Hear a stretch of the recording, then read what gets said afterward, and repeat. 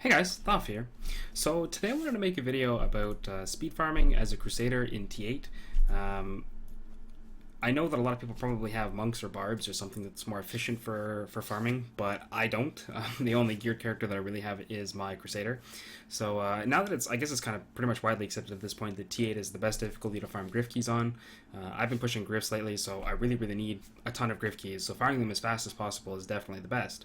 And so by switching a few things up in the usual Holy Hammerdin build, you can actually get a decently efficient farming set for Crusaders. So, and plus with T8 being a little bit easier, not having to worry about the difficulty of T10, you're actually able to afford a few small luxuries, giving up some damage in order to get a few neat little things. So first and foremost with this build, the only thing that we're going to be changing as far as skills are concerned is we're going to be swapping Falling Sword for Steed Charge, specifically the Endurance rune. And now this will take the 2-second duration on Steed Charge and make it a 3-second duration instead. And by doing so, when paired up with Ingeom, which when you cube it will give you the max a fixed possibility, which will be 10 there. And so between that and the cooldown reduction that you'll innately have, Crusader you probably should have between 35 and 40% at this point. I'm at 42%, and I'm even missing Cedar on my shields, maybe a bit higher than that. And when you pair that up with Gogok of Swiftness and Ingeom, you actually get your cooldown down pretty much to like 1 or 2 seconds. And basically that's the duration of the actual steed itself. So you basically have permanent steed when you're farming. And in order to make that even easier to do, we actually cube Nem Bracers as well. And by cubing Nem Bracers, we get that orange text, Shrines and Pylons will now spawn an enemy champion. And so that's an extra possibility for us to keep Ingeom procced, and makes it very easy to just continually get through the Grift. I've done 2-3 minute Grift clears easy, sometimes even faster, depending on the Pylons that you get. Now, if you don't have Nemesis Bracers, but you still kind of want something that gives you some benefit to farming, you also can do the cash farming to get these gloves. And the shrine effects last for 10 minutes. That's also pretty helpful. If you get like a fleeting shrine or a speed pylon, or maybe even frenzy try and help you kill some stuff a little bit faster.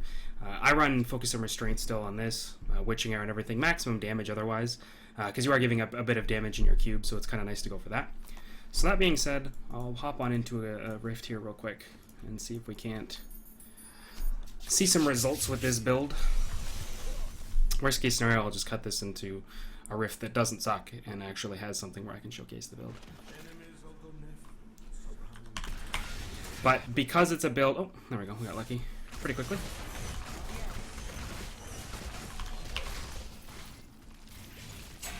Because it's T8 and it is a bit weaker and a bit easier, you can afford to just pretty much skip everything that you don't need to kill. I basically just simply kill elites and that's it. And right now I usually do T10 if I want to farm Death's Breath. You'll notice I'm also not really picking those. Wow, this is a great rift. I'm not usually picking up Death's Breath because that just kind of slows it down. The main purpose of these runs is I'd like to get as many Grift keys as possible as quickly as possible. So, hello.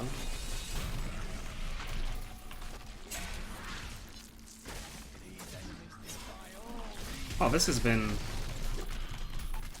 a most fortunate Grift. Or Rift, I should say, not Grift. And as you can see, you can basically just kind of non-stop power through. Stop and cast a few hammers. Now also, because we're not using Hexing Pants... Oh, they're beautiful. Because we're using Hexing Pants, you're not required to move when you're casting. You can just stand still, cast a bunch, and then aggro mobs back and forth through it. Oh, wow. My Blood Thief and everything. Fantabulous.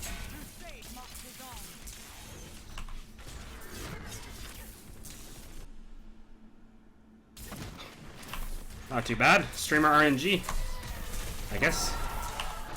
Can't say I mind one bit. Boy, they...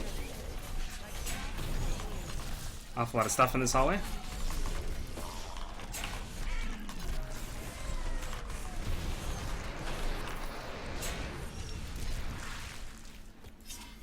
Oh, Waller was kind of scary. If that had been not... Oh, hello. If that had been not T8, that could have been pretty bad.